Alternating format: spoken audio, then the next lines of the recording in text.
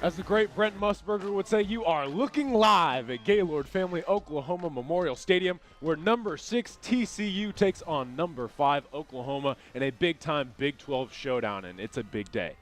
Not only because it's a very highly anticipated matchup between two Big 12 powerhouses, but also it's senior morning, you might say, because my three great analysts, Carson Williams, Reagan Ledbetter, Kenneth Adair, this is their final home show in Norman. Guys, I'm truly honored to be a part of this. No, we're honored to have you here. Well, that's flattering, but I can't believe that it's like come this fast, you know? Like I feel like this the has other been day. 4 years of doing Yeah, this I know. every Saturday morning, every week, getting up early, being up before everybody in Norman, and it's all going to come to a close. But we still have one more show. Yeah, next week in Kansas. Lawrence.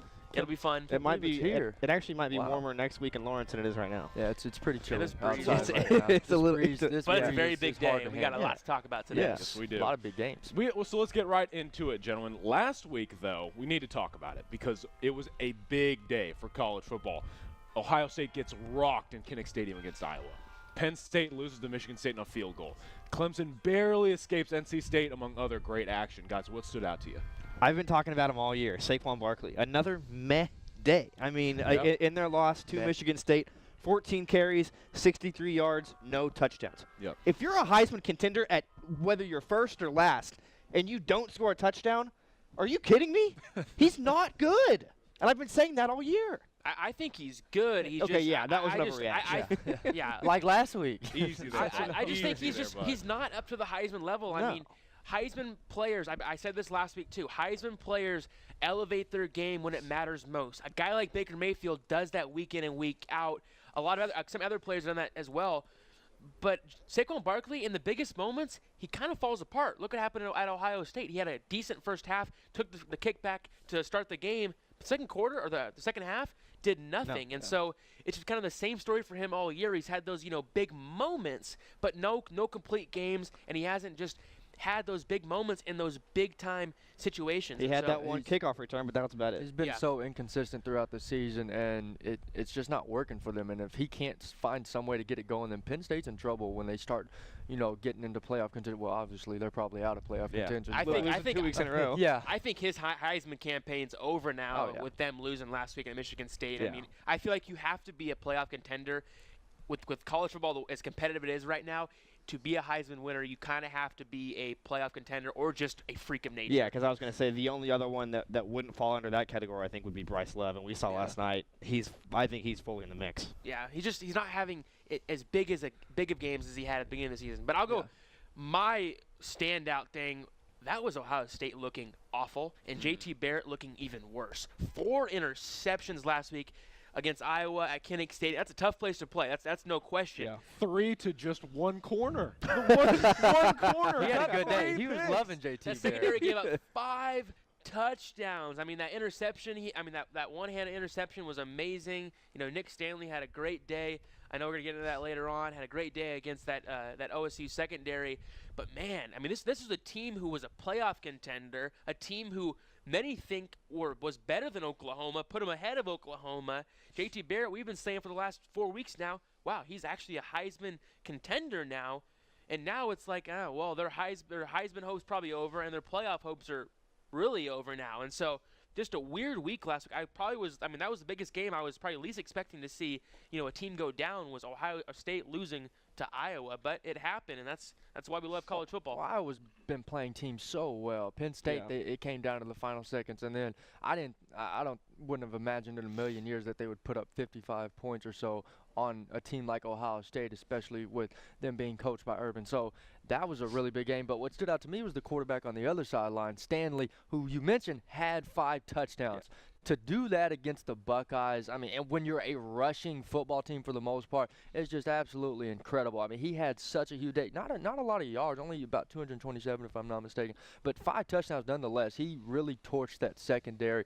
And Iowa, they're a good football team. We've seen it week in and week out that they're close each week, and they got the best of Ohio State. Now, like you mentioned, JT had 4 interceptions, so that really doesn't help your defense out when you're turning the ball over and your defense can't get stops. That's just a recipe for disaster, and that's what we saw last week. I'll tell you what, the Big Ten and the Pac-12 as far as playoff chances, They're done. They're probably not done. looking Yeah, good. no. They've literally cannibalized themselves. Yeah. And now I don't think either Which conference. is what people thought was going to happen with the Big 12 this year. Exactly. And I think obviously today's game is huge, not only for each team's season, but for the playoff. I think whoever wins today, I think is in the driver's seat for a spot in the playoff. I think it goes to show the differences in conference. I mean, everyone wants to rave about how good the SEC is and how the rest of the conferences are all second to them. But it just goes to show that all those other conferences cannibalize themselves because the competition level is so much higher. The SEC has 2 teams that just continue to do it, and then both teams are at the top at the end of the year. One's going to have 1 loss. Alabama's going to have no losses. So that's why they always look so much better. Bold prediction. Wait, yeah, was that your bold prediction? I mean, that Georgia's going to lose to Alabama? No, I mean, one team's going to lose in the SEC championship game, and so there's always going to be one team at least that has 1 loss. But it's just, I mean, that's example right there about how good the other conferences have been. I think the Big 12 is one of the best in the nation. Yeah, right now. well, this year it's 2 teams for the SEC, but most years it's just Alabama. So that's true. SEC really can't say And much. Alabama might not be the best team in the SEC. Exactly. Well, They're losing guys to injury, and And the way Georgia's playing right now, their defense is incredible, and their offense is getting things going with that 1-2 punch at running back. Bama hasn't played really a tough schedule either, No. so it'll be interesting to see what happens. They won't. Today. yeah, Should that's be an true. interesting game. Nick Fitzgerald could pull off the upset. Don't sleep on the Bulldogs. And my boy Dan Mullen, don't worry about it. But real quick, what stood out to me, studio team's going to get into it, but you guys know that this is close to my heart. Florida, I need to just stop. Okay. Stop. I mean, they got throttled by Missouri. They can't even fill their stadium. Yeah. Wait, so Missouri actually has a football team? Yeah. Oh. And they beat Wow. Florida. And I don't know what's going on, but please fix it. Just please fix the Florida Is this your Gators. call out too? They're No. like the Thunder. Okay. Yeah, that is true. But the Thunder tough. actually won. That's true. So- They did. So, I mean, Florida, you're hurting me, man. You're hurting me. But let's move on right now because last night, we talked about these big losses last week. Just last night, guys, Washington lost to Stanford 30-22. Bryce Love had a big game. And now the Huskies, like you mentioned, are out of it, basically. So is that maybe some foreshadowing for what could come today? Name a top 15 team that's going to lose today. I think Kenneth and I are on the same page here, and he can touch on his You reasonings. don't know that. I don't. You guys But are always on the it's- same page lately. It's kind of weird. Last time we talked, we were on the same page. I'm going to go Notre Dame today, and we'll touch on this next segment, obviously. But I think this is one of the better college football games of the entire year, and this is going to be big for playoff implications. Again, I keep talking about that, but solely because Notre Dame isn't in a conference, so they're banking on all these quality regular season wins and not necessarily that 13th data point that everybody talks about for their conference championship game. A win today for Notre Dame could be huge, but I think Miami pulls off the upset. They're at home. It's going to be a big day. I think they're ready for it. It's crazy that an undefeated team, is going to pull off an upset against a team Yeah. in the top 3 Yeah, with a loss. It's just it's been a weird year of college football. I kind of see that coming. I mean, Notre Dame, Miami. I mean, it's been a historic rivalry. It's going to be interesting to see. I mean, these two teams back in the top 10, a good matchup. I'm going to go with Oklahoma State. I think that to be honest, last week's game drained them. We were there in Stillwater. That game drained the Sooners. That drained us. It drained us. I mean, I was shooting the game on the field, and it drained me. And it was just a long, 4.5-hour game. And for them to get that close to winning it, having a chance at the very end, and to lose it, and to really just take, no more playoff hopes anymore. I think Iowa State coming off a loss last week to West Virginia, and now playing at home in Ames, which we've been saying all year. Crazy things happen Weird in things Ames. happen in Well, Ames. It's just a They weird with place to TCA. play. I think that there's a chance that Iowa State's going to, rebound. And, I mean, they still have a chance to play in the Big 12 championship game. They really do. And so I think that Oklahoma State's going to go down today, playing in Ames after a hard-fought battle last week. The Yeah. two teams playing today know a little thing about Iowa State, don't they? Yes, they do. Yeah, after I just got my hearing back from last week at Stillwater. Those paddles are still Oh, those ringing paddles in are my rough. ears. Gosh. But, yeah, I can see Oklahoma State having a tough time at Iowa State. I mean, they gave TCU a loss, and they gave Oklahoma one as well. So it's very reasonable. Yes, we are on the same page, Carson. I think that Notre Dame's going to go down. See, I did know that. Yeah, you did. Man, I had to keep the That's suspense chemistry up. right Yeah, there. I it's like Good it. chemistry. But I think Miami proved that they're able to step up in big moments last week. I mean, they pretty much just controlled the entire game against Virginia Tech. Virginia Tech only had 10 points, and that defense had been playing so well and only allowing 3 against Duke and 7 against North Carolina, and then Miami put up 28 if I'm not mistaken. And so Miami's playing really well, and they looked really good because they had a lot of close games. They'd only won the last 4 or 5 by 18. Points. So to see them do that against a really good defense in Virginia Tech, it's going to be a tough game for them today, no lie. But at the end of the day, I think Miami and the Hurricanes are going to take it. Well, guys, I have to tell you that you're wrong. Okay. First of all, Carson and Kenny, you have a decent point. I appreciate that. But I'm going to go ahead and say that Miami's going to lose today. And you're wrong. Here's why. Look, you mentioned the struggles that they had throughout the season, but then they make that statement win. But I think Miami isn't really in a spot that they should be right now, especially because they had those struggles. Then they had that statement win. Well, I think they're going to be a little bit too confident heading into this football game. And you got to keep in mind, this Notre Dame football team is really, really good. I mean, Wimbush and Adams are studs in the backfield, and I think they're going to give Miami some troubles today. I wouldn't be surprised if the Hurricanes slip and lose their first game. But keep in mind, if they do lose, they're still in contention for an ACC title game. Yeah. And that makes this even more complicated from a playoff perspective. So it should be fun to watch. I'm excited Championship about this one. November. Yep. Yes, it is all around the country. That time of the year. Oh, I'm pretty excited about it, and we just can't wait to do it. But you're not going to want to miss it because we're only just getting started out here. I mean, if you're going to watch it, at least stay around for this view. I mean, it's awesome. So come back for us. We'll have more for you just in a little bit.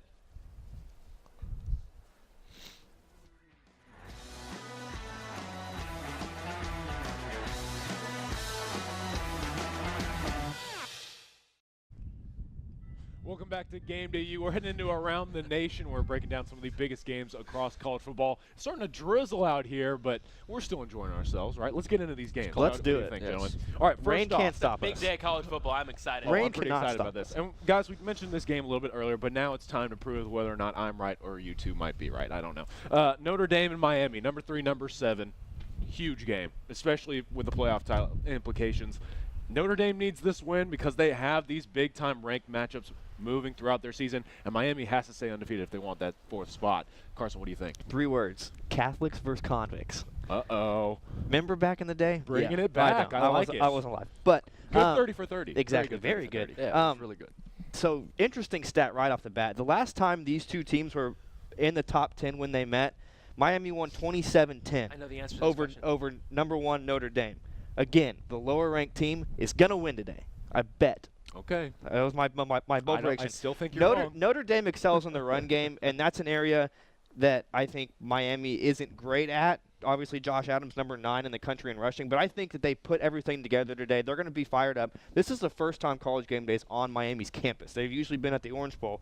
First time College Game Day is at campus. I can guarantee that atmosphere all week has been electric, and I think Miami has that energy that they're going to need to beat Notre Dame today. Yeah, Mark Richt's done a great job to get this team back to playing at a high level, and this is a big game for them.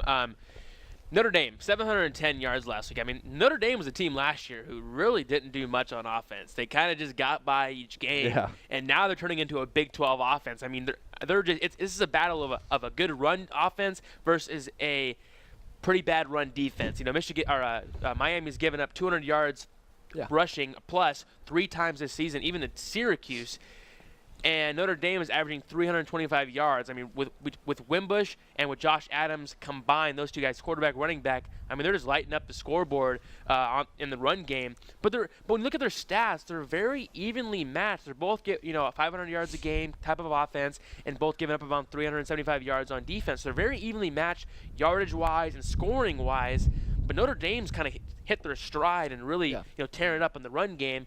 I'm curious to see how it's going to turn out. I think Miami's now. I think Notre Dame's going to win this one. I think that there we go. You were Just just wavering agreed there. with him because you gave him a divided. compliment. I've been- That's the only reason I've he been thinking agreed about with it you. all. I've been thinking about it all week, and I've been kind of torn on if this Miami team is for real or not. But they haven't done anything to prove me that they are. I mean, to win 4 games against teams who aren't very good by a combined 18 points, that just kind of concerns me, and I think that Notre Dame is playing at a high level right now, and they're kind of the hot team. And I think that Miami, I mean, they were the top 10 team, and I was watching their game a couple weeks ago. They had, I mean, a quarter of their stadium was filled. They're just, the atmosphere is not really there. It is this week. Yeah, it is. And we'll see if it's going to be there. True But fans. I think Notre Dame's going to pull this one out and get the win. I think the key to today is whether or not if Notre Dame can get the run game going or if Miami can make Notre Dame pass the football. I think that's what it comes down to. Notre Dame's number 3 in the country in running the football, but 109th in passing.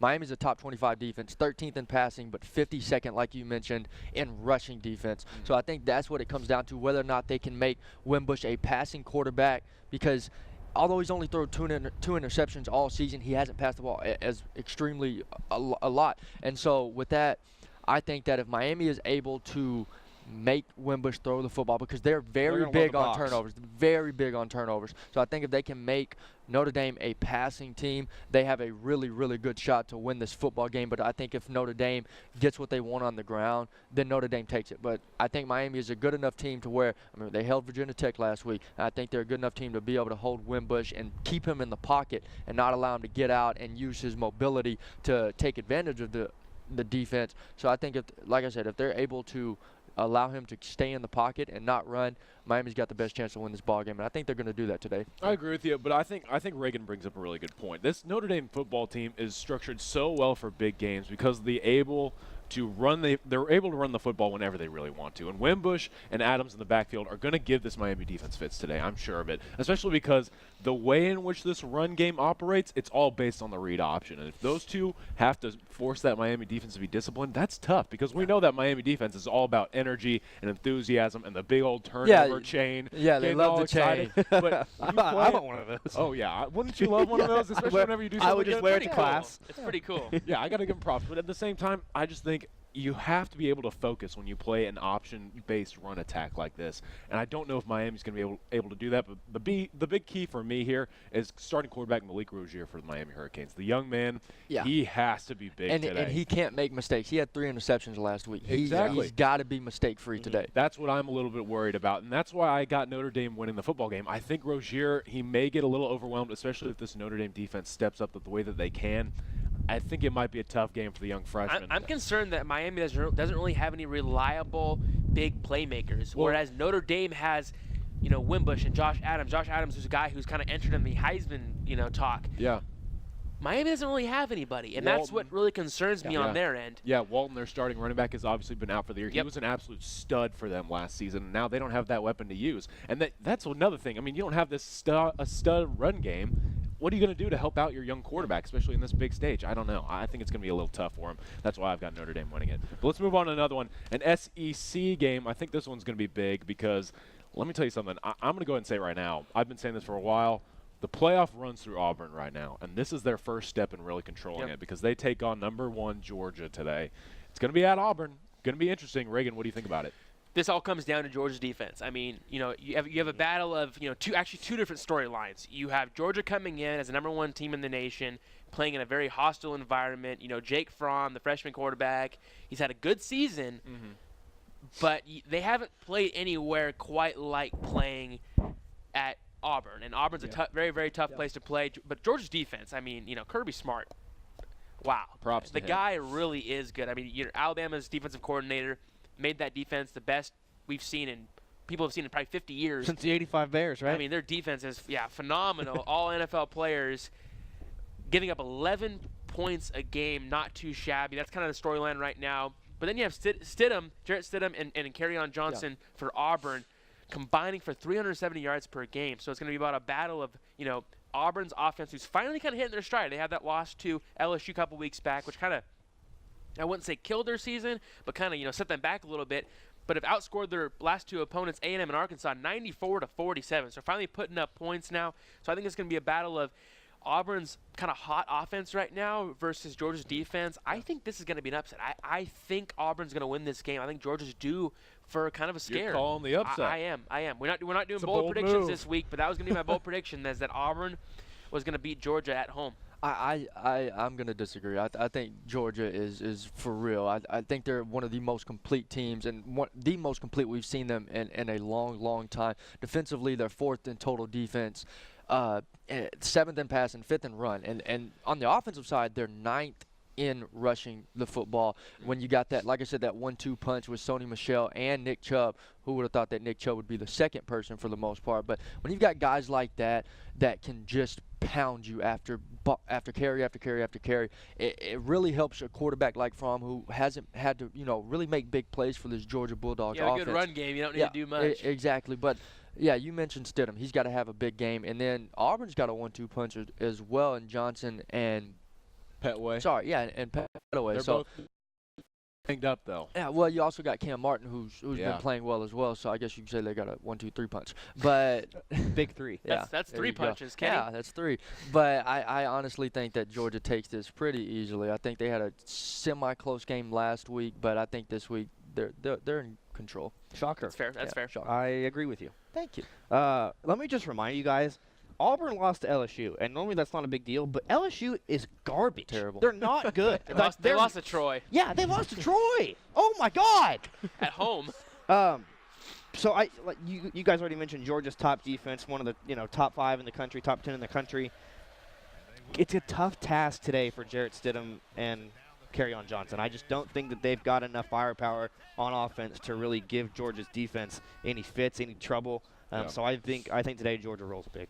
Guys, I think that the one thing that we're all not really noticing, especially everyone across college football, is how big of a test this is for Auburn's defense today. They have to be huge. They have to, once shut down probably the best run attack in all of college football in Sony Michel and Nick Chubb.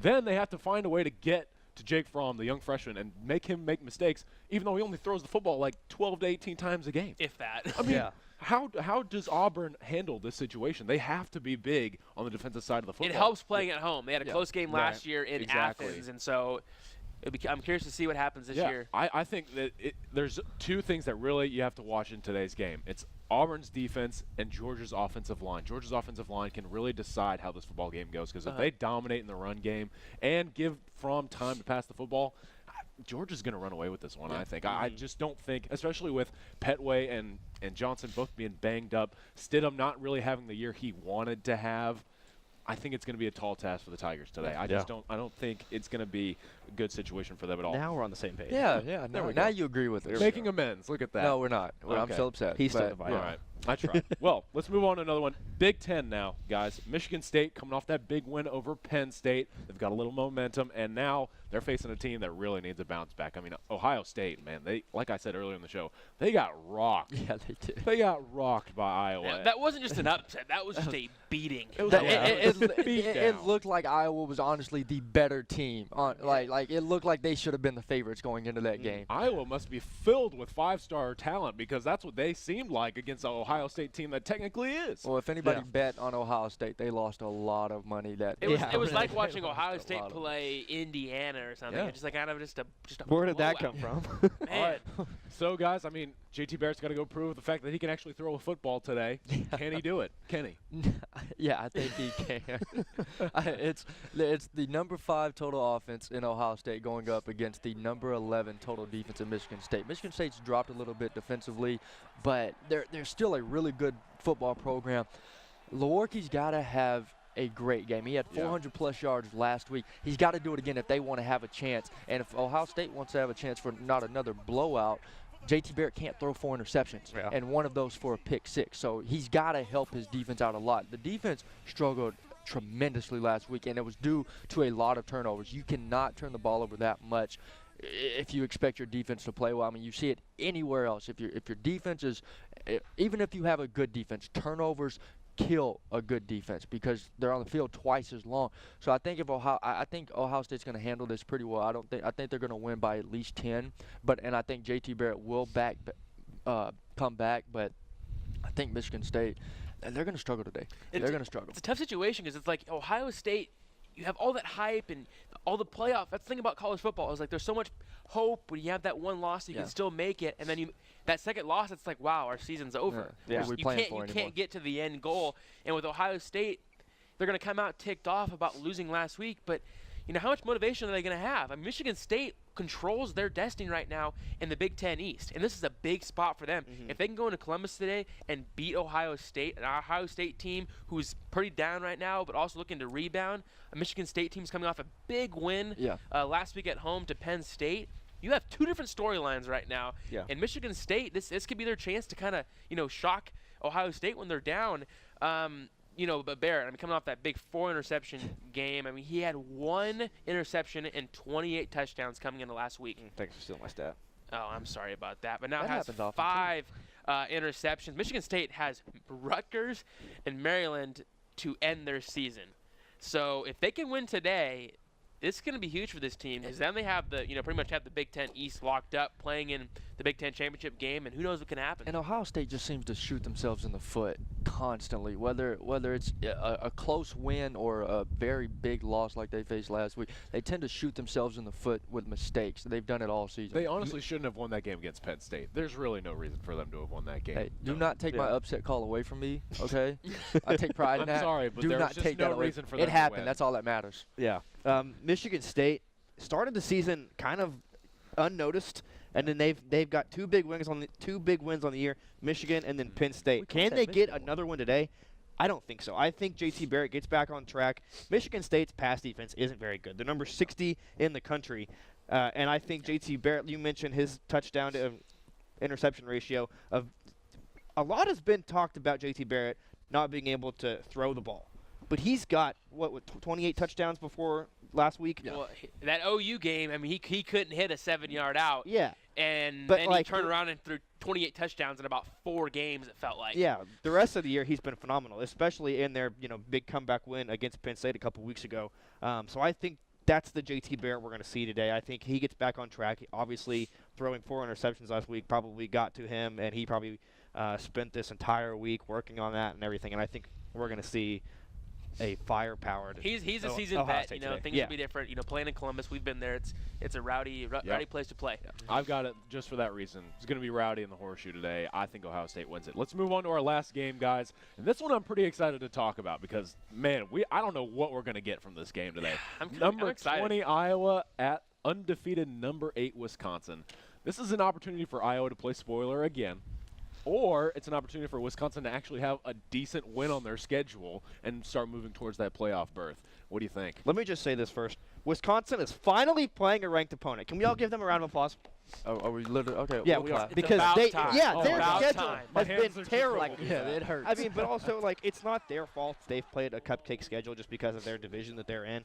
But I think Wisconsin is a really good football team. They're not getting a lot of credit nationally because of their weak division. But I think Iowa might come. We saw OU the week after they beat Ohio State kind of start here against Tulane. They kind of started sluggish. I think we're going to see that kind of football today from Iowa out of the gate, and I think Wisconsin's going to take advantage of that. I think they're the better team. Iowa obviously is on a good run, but I think the Badgers are just too good.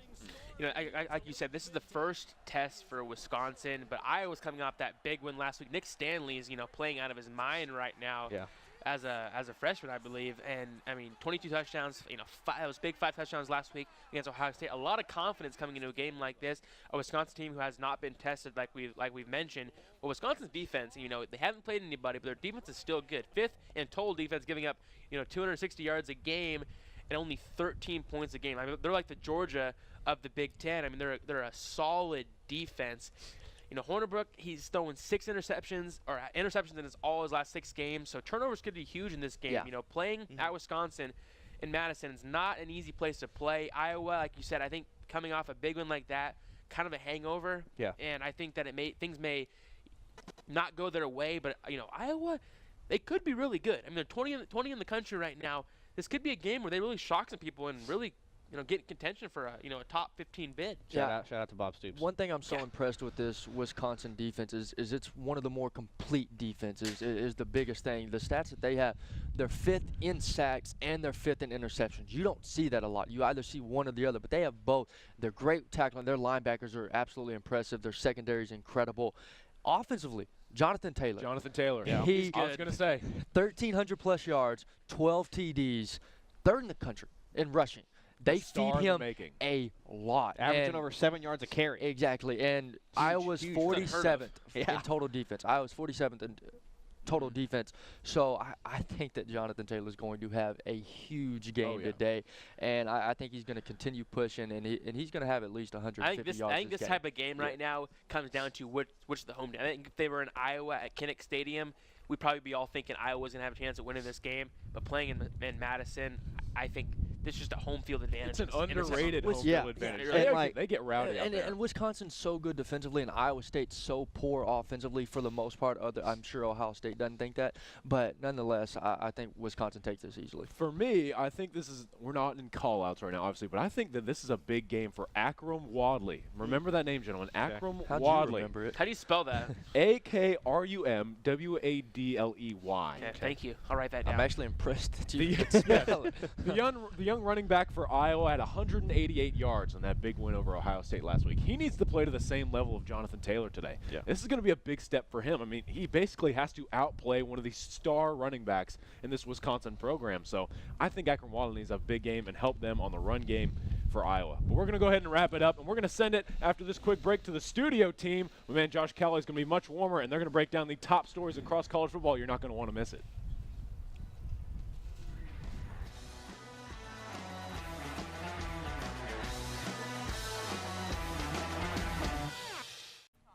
Hello everybody, I'm Josh Calloway. I'm going to be hosting your studio team today, getting ready for the huge day in college football today, and of course the big game right here in Norman. Number 6 TCU coming here to take on number 5 Oklahoma today. With my studio team, I'm going to have Zach Brown today, Lauren Linville, and Sam Brown. Zach and Sam are not related, even though they look really alike. Oh yeah, I'm obviously the more handsome sibling over here, but Yeah.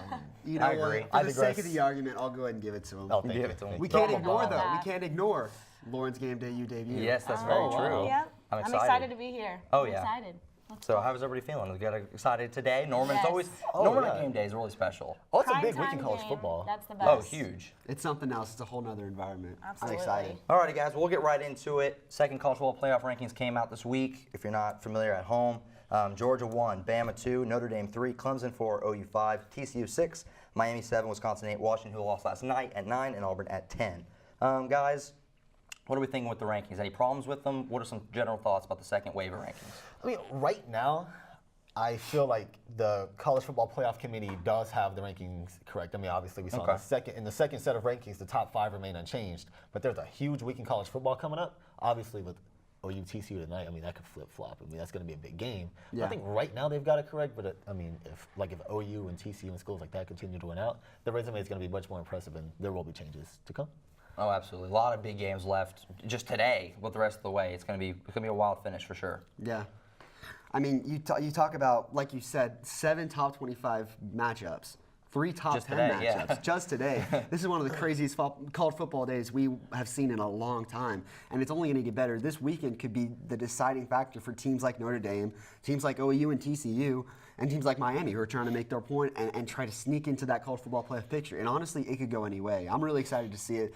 You're going to want to keep your eyes on the TV because if you leave or anything, you're going to miss something. I can guarantee you that. Absolutely. I mean, like he said, 3 top 10 matchups today. This is the first time in 15 years there's been 3 top 10 matchups in the same day. That's insane. I think that's crazy. Right. And it's not like they're by chance. I mean, they deserve to be there. And I think that, like you said, I think they've got the rankings pretty accurate. Yeah, and it's late enough in the year to where any clunker of a game or any loss, of course, pretty much knocks you out of the college football race. And with all these crazy games coming up today, this is like an exciting finish. This is what you want as a college football fan or just a viewer. This is what you want to have, like a really tight college football race. Let me ask you guys this. What do you guys think about the 4-5, Clemson, Oklahoma? I feel like that's the one spot that you could really argue either way. Clemson has a worse loss against Syracuse. OU has better wins, I feel like. What do we think about that? Do you like Clemson at 4 right now?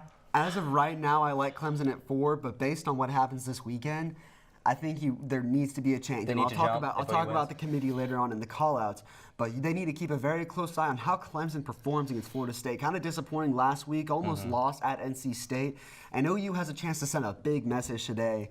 Baker has a chance to add to his Heisman resume today and really tell them that OU deserves to stay in the college football conversation. Yeah. And I think that the defense is being overlooked. And because of how bad OU's defense has been this season, I feel like that's the one factor holding the Sooners back. No, I agree with that completely. I think I like Clemson, like Sam said, at 4 right now. But at some point, they're going to have to look at this.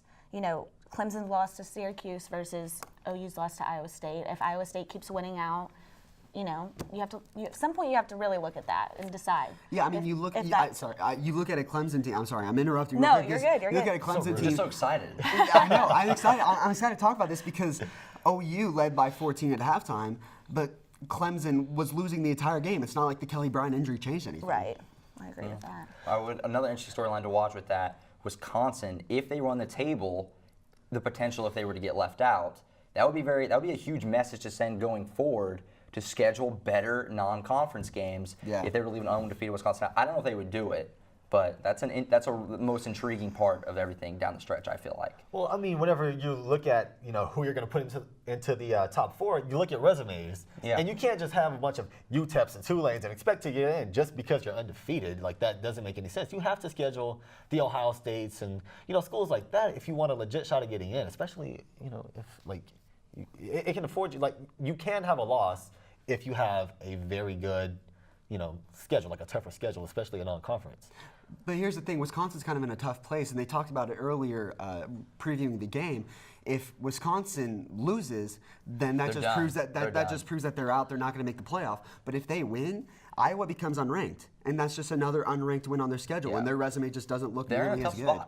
They need some.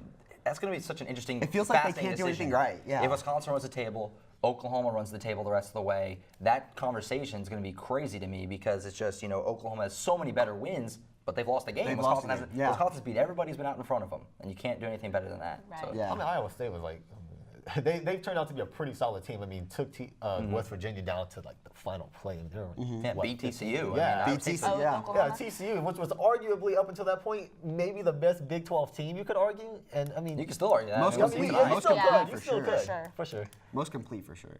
No, I agree with that. And I think the committee does a good job, obviously, about looking at resumes, like you're saying. And you've got Miami, who's undefeated, but they're under Oklahoma and TCU. So I think that they're going to take that into consideration. Who has Wisconsin played besides, at this point, Iowa, Yeah. And I think that game's going to be pretty exciting to see and determine a lot for them. But Alrighty, guys.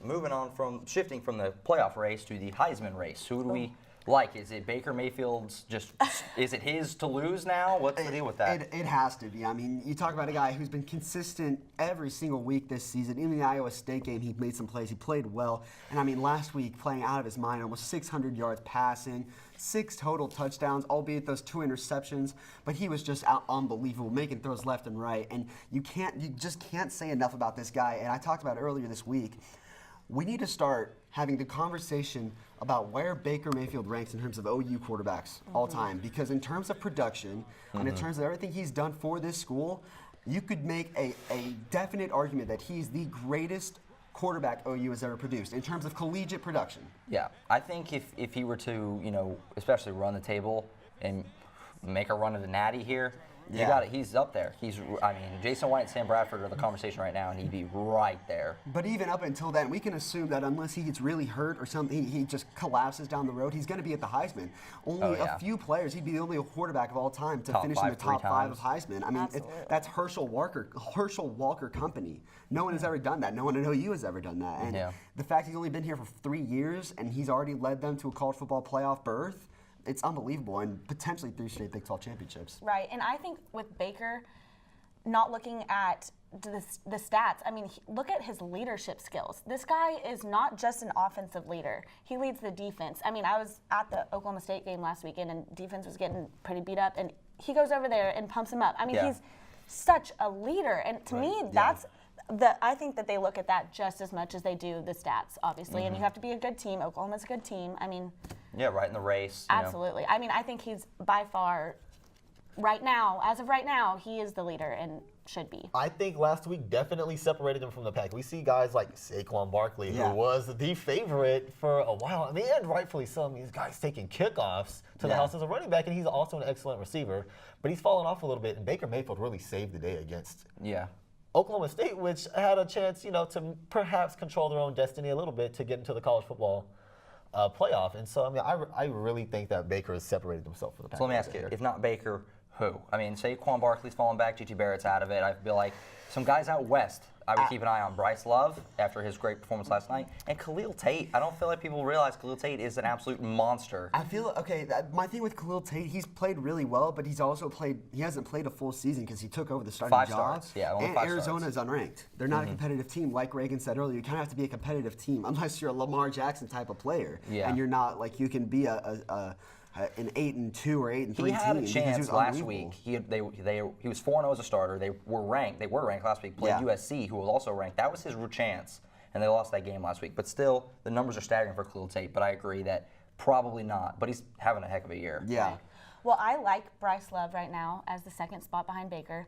Last night, hurt ankle, comes in, 3 rushing touchdowns. Washington hasn't, they've allowed 3 rushing touchdowns total, and he had 3 in one game. Yeah. And I think that's impressive. I mean, yes, it's one game, but he's showed up every single game. Yeah. Great. Yeah, and it just shows the difference. Running back. When he doesn't play, Stanford almost loses to Oregon State. When he does play, they beat Washington. So that's the difference. Right. Exactly. I still give Saquon Barkley, though, an outside shot. I mean, he impacts the game in every single way that you can possibly, returning-wise, receiving-wise, and, of course, obviously running the football. So a big game this weekend could definitely go a long way. Yeah, I mean, like you said, to me, he's a touchdown waiting to happen. Right. An explosive touchdown waiting to happen. You see, he's like you said, kick returns against Ohio State and Indiana. Touchdowns like against Northwestern, where he just breaks free. Georgia State receives it out of nowhere, jukes the guy out, and goes for 80 yards. The guy is unbelievable. There's no denying that. He's the best running back in the country, in my opinion. Yeah. And he's going to be a top 5. He's going to be a top 5 pick in the NFL draft for Should sure. be. Absolutely. Maybe Cleveland won't get that pick wrong, He's got to be. I mean, you never know. It's still a long ways Pull away. Sam Darnold and come back. Yeah, maybe. So from teams and players having great seasons to not so much, Kevin Sumlin at A&M's having a rough time this year. People saying he's on the hot seat a little bit. What do we think? Do you think that they should bring Sumlin back next year? How do you feel? I mean, my take on this is you can see the pattern here. I mean, when he came in, they were 11-2, but since then they've dropped. I mean, they were 10-3 in 2013, and then from there they've been 9-5 since. And they already have 4 losses this year. I don't know what's going to happen if they keep losing at this point. I mean, in a press conference this week, he said he hasn't discussed the future. I don't know if that's true, but I just don't know what's going to happen there. I mean, earlier in the year, whenever I was on the show, we talked about Kevin Sumlin being on the hot seat, and I stated that I didn't think that he was going to be back at A&M, and I feel that way now. They have 4 losses now. I mean, he was gifted Johnny Manziel, and they were still very That's mediocre. what I was going to say, is that he's really a prisoner of the expectation that he set for himself his first few years with Johnny Manziel beating Alabama right off the bat. Yeah. And he hasn't had that transcendent of a player since. Well, I mean, but like, we remember a few years ago whenever OU was like, what, 8-5? And my goodness, Norman was just in a frenzy, in a panic. This is regular for A&M. This is every And this is a huge program, and it shouldn't be like this. It shouldn't be like this, and you cannot bring Kevin Sumlin back. You cannot, because by bringing him back, you're accepting mediocrity. You know, that's just how I feel about it. If you want change to happen, you've got to make a change. It's really coaching. A lot's going to depend on how they finish the year. They have New Mexico today, Ole Miss next week, and they finished at LSU. Might then lose your all bowl 3. game. I mean, you win those 4. Yeah. You end up with 9 wins or so. It just seems like it's like you said, it's that same pattern of mediocrity. We always talk about how A&M is so good. They're like 6-1 at some point, and then they always choke in October, November. It's kind of an ongoing thing. And like you said, they really haven't had an answer at quarterback. Trevor Knight was decent, but that was just a 1-year rental. And now we thought the guy was Kellen Mond, and all of a sudden he got benched last week after going 5 for 11 for 16 yards. And Nick Starkel came in and played well, and Nick Starkel was supposed to be the starter today. Another thing not helping Kevin Sumlin is all the quarterbacks who have left. Kyler Murray, who's here. Kyle Allen at Houston. They were in on Stidham, didn't get him. It's the quarterback situation has been ugly. And it's not like there's talent Kenny elsewhere.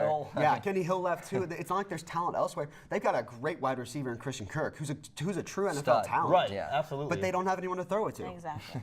They have a great running back in sophomore Trevion Williams, but they have no offensive line. So there's no holes for him to run in. They're just stuck. And their defense is playing soft. You just don't know where this team's going. You really don't. I just feel like they should be in a much better spot than they are right now. I don't know. It's disappointing to see them, but Let's keep beating up on the SEC from A&M Might to as well. Florida. who is just a mess.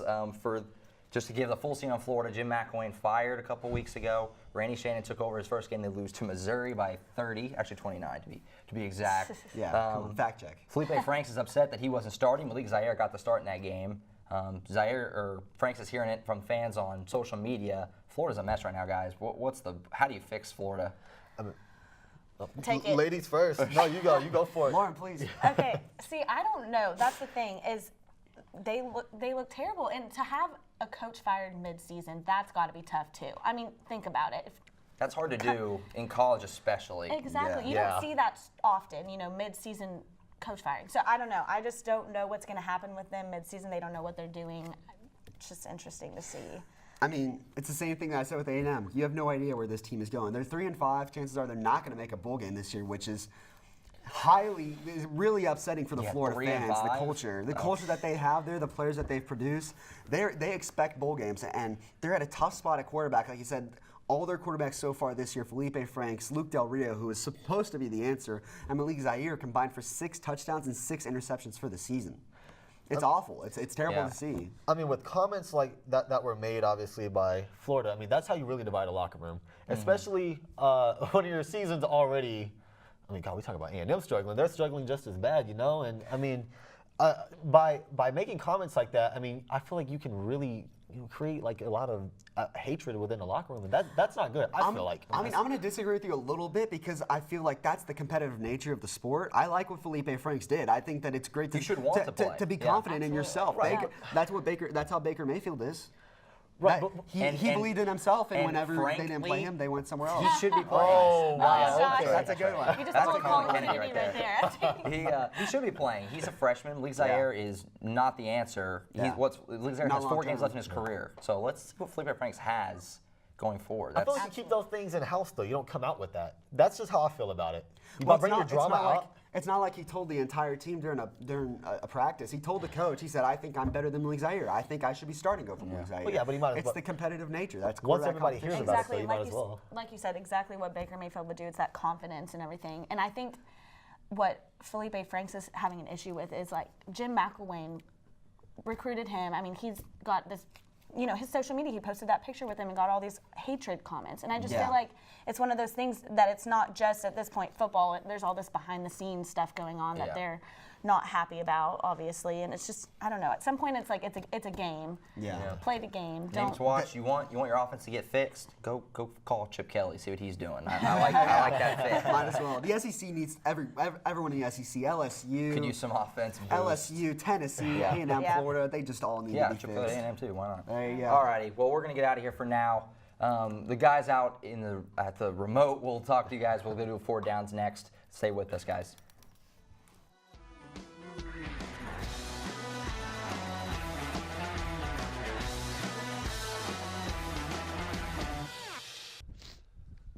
And we're back. It's still pretty cold out here, but we got a little break indoors. It's a little cold. So let's keep this show cold, going, isn't guys. it? Let's keep this thing going. We're going into 4 downs, 4 statements. Agree or disagree? Who's ready to have a really short drive? Me. You ready to go? Let's do this. Bet. Short. Quick drive, 3 and out. Here we go, Three and out gentlemen. a punt. First down. JT Barrett should have never been in the Heisman discussion. False. Before last week, and we kind of already touched on this, and I think we got our numbers wrong, but before last week, I got the numbers wrong. Yeah. I admit it. Okay, well, I also agreed with you, so I got it wrong as well. But coming into, before last week, JT Barrett had 25 interceptions, 25 touchdowns and 1 25 interception. interceptions. Now the numbers are really 25 really- interceptions You should and 1 not. You should touchdown. have agreed with that. Yeah, That okay. was 25 touchdowns and 1 interception. Those numbers solidify, I think, him being in the Heisman race. Just because that one loss to OU, I think that was kind of what put people, back a little bit because he wasn't great in that game. But after that game, and until last week, he had been phenomenal. And specifically the 4th quarter against Penn State, he led Ohio State on that comeback quarter. 3 touchdowns in the 4th quarter, led them to an upset win over Penn State. And I think JT Barrett still, might be in the Heisman race just because of who all has lost. Saquon Barkley. Are you disagreeing with me? Yes. Yeah. Okay. Strongly. Okay. Who else other than Baker Mayfield and Josh Adams? Who is in your Heisman race? Bryce Love. Okay, for that's sure. 3. Khalil Tate. Okay, I would put JT Barrett ahead of Khalil Tate. Numbers never lie. I mean, Khalil Tate's only played part of the season, so I don't know if I could put him in. Also, in there yet. the Pac-12, it sucks. Hey, we're all Okay. forgetting Okay. Sam Darnold. I think he's thrown more interceptions than I've lived days in my life. Well, that's a bold statement. Anyways, I'm going to agree with you on the whole JT Barrett thing. I think that, coming into this week, he was one of the best quarterbacks best players in the country. Yeah. He had that, rough game against Oklahoma. I'll mention it again because it's still funny. He couldn't hit a 7-yard out to save his life. He kept one hopping 7-yard outs, which, I don't know how he's doing. But, the guy's been here for a long time, had a lot of success in Columbus. He's had a great season. It felt like I said earlier, he threw 20 touchdowns in a matter of 4 weeks, but then had that rough game against, Iowa last week. Credit to him. Iowa's a tough place to play. And, playing at Kinnick Stadium, that environment, tough place to play. He had a rough day. One of those interceptions was a freak of nature play. So, credit to him. But I think, coming in, I think he still has a chance. He's one of the best players in the country. He's a dual threat kind of guy. He's led that team for 4 years now. I think he's still in the talk, but I think this is one of those years that Baker's kind of just pulling away, continues to pull away because he plays better in the games that matter the most. Yeah, I think he had the right to be in the Heisman race because he was playing so well. And you see every year they throw these people in Heisman contentions that don't deserve to be in. And I think he was one of the players that did deserve to be in. I never thought he was going to win it, but he was playing exceptionally well, like y'all mentioned. So I don't disagree with that. I do disagree with that fact that he is in the Heisman contention still. I'm sorry, you throw 4 interceptions against Iowa and you play terribly. He hasn't been consistent throughout the year. He had those 4 or 5 games, maybe 6, that he played really well. And not against good teams. Yeah, exactly. And when you throw 4 interceptions and you're pretty much the reason your team loses, I just don't see him as being a Heisman contender anymore. You've got a bunch of running backs that are really good, like Colin mentioned, and then you got Baker Mayfield. Let's be honest. As long as Baker Mayfield continues to play well, nobody else is in contention. Let's be honest. Give me Jonathan Taylor at this point before JT Barrett in the Heisman I'm with discussion. you. Jonathan Cool Taylor throwing needs on to that. start getting in there. So JT, I think JT Barrett's just been so consistent over his career and constant success that it's hard to argue that he's not ever really in the talk, at least, because he's always been so good. But I think in this year specifically, he's not up to par with some other guys, and it's not as not as competitive, I guess, as it's been in recent years, like last year especially. But I think that he's had a good year, but that last week just killed him. he could be in it, but at this stage, I think he's done. But let's go to second down, guys. Dante Pettis. This guy is a absolute barn burner at the return game. This guy broke Wes Welker's record for 9 career punt return touchdowns, and he now has a record of 1,258 career return yards. That's a Pac-12 record. Guy's killing it. Is he one of the most electrifying players in all of college football? He is. I think, like I said, he's like the Devin Hester in the NFL of 2007. That's the kind of player he is. But the problem is he's good in the return game, But in the receiving game. In the receiving game, like we saw last night, he's not really that electric. Very And I think that guys like a Baker Mayfield are more electric players out there than he is. Saquon Barkley, I think, is a more overall electric player. He can do more things. Dante Pettis, what he's done in the return game is phenomenal. The records he's broken is phenomenal. He's a guy who, to be a punt returner, it takes a lot because, you have guys flying at you. It takes a lot of guts. And I think that he's been a great, asset for that Washington team. But as an all-around player, I don't know about that. But he's definitely electrifying. I'll give him that. One of the most, yes. This says the most, and that's a no. He's not the most electrifying. Khalil Tate is above him, I think. He's really good in the return game, but like you mentioned, receiving, he's not that good. And I think a person who's more electrifying than him played against him yesterday in Bryce Love. We all saw what he did, 166 yards, 3 touchdowns. If that's not spectacular, then I really don't know what is. I must be watching a different sport. But I just don't – I'm not impressed with the kid because he's so inconsistent on what he mainly does, which is being a wide receiver. Yeah, he's great in the punt game, but if you're going to be the most electrifying player, you have to be great all around. And I think a year or two ago, or 2 years ago, when Christian McCaffrey broke Barry Sanders' all-purpose yards.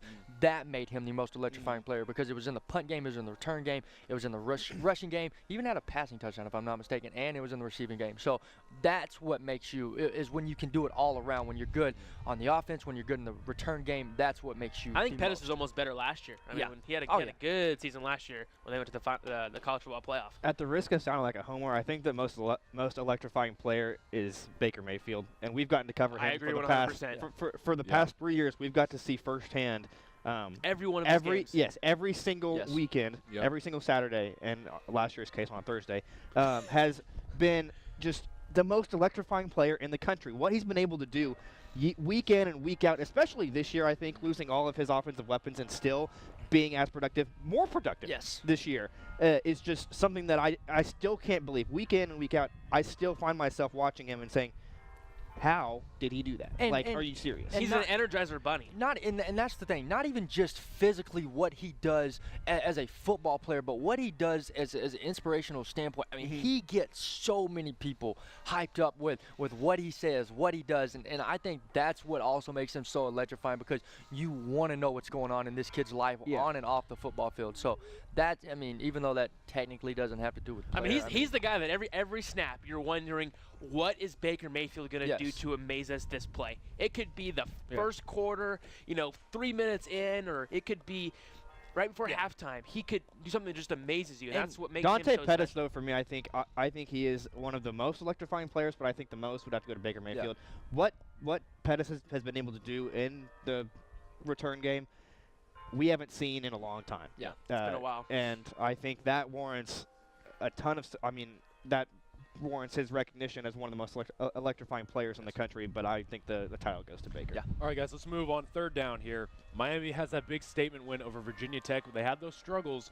Do they deserve more credit, do you think? Not until after today. Not until after today. If they are able to handle Notre Dame and get that big win, then yes, they deserve the respect. But until that happens, no. Yeah, I agree. No, I agree. I mean, I think obviously Kenneth and I picked Miami to win today, and I think I'm going to go with you. If they do win, I think they should get a lot of more credit. But who have they beaten?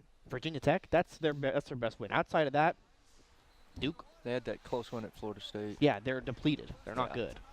So yeah, but they gave up over 200 yards. Well, they had to win that game in like the final seconds on a very deep pass. My point being is I think that they've been given the credit that they deserve right now. They've earned They're undefeated. They've beaten who has been in front of them, but after today, we're going to see what kind of credit they need. I think Miami right now is the perfect example of why the college football playoff is so good right now, because they're the undefeated team, but they're number 7. Oklahoma's ahead of them. TCU's ahead of them. And it just goes to show that you don't beat the teams you're supposed to beat the way you're supposed to beat them. You don't get rewarded for that. And that's what I like about the college football playoff. No, they do not deserve more credit right now. If they win today against the number 3 team at home, yes, they deserve more credit. But to beat 4 teams by a combined 18 points. That you should have dominated. You have a North Carolina. I mean, teams that aren't very good at football, to beat them barely and to win in your last possession or win by less than 1 score, or it just, I don't think they're deserve the credit. I mean, I think they got what they have right now, number 7 in the country, but they're not any higher than that. But I think today, last week's win over Virginia Tech, momentum heading into this week, but we'll see how what plays out. And you mentioned the college football playoffs. I think they're respecting out-of-conference play, and that's not something that Miami has had a big deal on this season, whereas OU, teams like Oklahoma, who faced Ohio State and took them down, I think they're respecting that more so than just an undefeated I think season. Miami's been bad for so long, recently at least, that they haven't really scheduled any big games, and no one's scheduled big games with them. Exactly. And so I think them being good now and Rick getting that team back to playing at a high level, they'll get that non-conference going again, and things will be good. I think they're right where they need to be. I think this is a good spot for them. Obviously, today's game is huge, but we'll see what happens there. All right, 4th down, gentlemen. Punt. Here we go. The top 4 will change after today. Well, obviously, after both of us picking Miami to upset Notre Dame, I think we're going to go ahead and say yes. I think Georgia wins. I think Bama wins. And I think Clemson wins. But I think whoever wins this game today is jumping into the top 4. Yeah, I mean, because Clemson, they play Florida State, and I think OU is narrowly behind Clemson as far as the eyes of the College Football Playoff Committee. And if they can win today, I think they are too. I think if Kelly Bryant is 100% healthy, I think Clemson may be better, but I don't think he's 100% healthy right now. Yeah. So I would give the edge to OU or TCU if they can win today. Whoever wins that game jumps into the top 4, I think. Yes, I said it earlier in the show. I think Georgia's going to actually lose today. I think Auburn's going to beat them. It's one of those close games. I think Auburn, playing that tough environment at Auburn, I think they're going to get that win as a 10-versus-1 matchup. I'm confident that I think Georgia's finally about to hit that wall where it's not going to be a perfect season. So I'm thinking Georgia's going to lose and it'll reshape. I think whoever wins this game, like you said, will jump into the top 4. Well, obviously, my answer is the same as yours. Sweet. Yeah, sweet. Good job. stuff. I put yes, so I mean, I don't really Same. have any. You put same as Carson? Yeah, well, I just put yes, but I Okay. guess we can say that too. All right. Yeah, same as Carson. But yeah, I don't see. I see it changing after Notre Dame loses in Miami. Well, I guess I'm the lone wolf on this table, gentlemen, tough. because I don't think it's going to change today. Gosh, rookie. Auburn's not going to be able to get it done. As much as they're going to have a shot, I just don't think they're going to be able to get it done. They're too banged up. Georgia's going to win. Yeah. Bama, as much as I would love to see the Bulldogs pull off an upset, I don't think they're going to be able to get it done. And then Notre Dame, obviously, I have winning today. And Clemson with a game against Florida State. Florida State's just been a massive, massive train Ever wreck since this Francois season. went down. Yep. So, I mean, I don't think the top 4 is going to change, especially because you want to see Oklahoma jump because I think that they deserve it right now. But Clemson's going to stay there as long as they keep winning. So I don't think anything's going to change after But this. I do think if OU has a dominant win over TCU, that raises their level of being able to Oklahoma's in a jump. good place. Look at right outside the top 4 is a great spot. Same thing as 2 years ago. They were right outside, and then they did just enough to get inside the top 4. So because they're playing really well. So. All right, well, we're going to go ahead. We're at 3 and out. Now we're going to punt it away to the studio team. We didn't They're going to score on break that down one? some more stuff. No, we didn't score. Sorry, guys. It's But 4th and 1. after the break, that studio team's going to break down some OU coverage. We're starting this big game. We're going to break it all down. Stay with us.